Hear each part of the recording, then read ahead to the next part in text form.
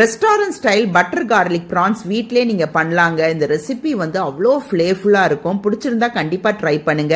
இன்னைக்கு 3/4 கிலோ நான் white prawns தான் எடுத்திருக்கிறேன். அதோட நான் உப்பு, மஞ்சத்தூள், இஞ்சி பூண்டு பேஸ்ட், மிளகுத்தூள், லெமன் ஜூஸ் போட்டு நான் ஒரு 4 hours மேரினேட் பண்ணிட்டேன். கடாயில் பட்டர் ஆட் பண்ணி மேரினேட் பண்ண ப்ரான்ஸை ஒரு 5 minutes நான் ஸ்லோ டு மீடியம் ஃப்ளேமில் குக் பண்ணி எடுத்த பிறகு பொடியாக நறுக்குன ஒரு 15 பல்லு போல் நான் பூண்டை ஆட் பண்ணியிருக்கிறேன்.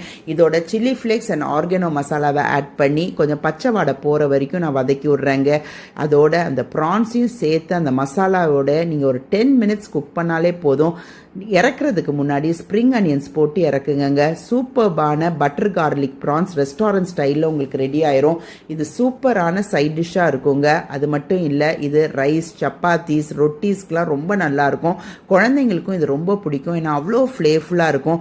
ப்ரான்ஸில் நிறைய ஹெல்த் பெனிஃபிட்ஸ் இருக்குது. இந்த மாதிரி ஒரு முறை ட்ரை பண்ணி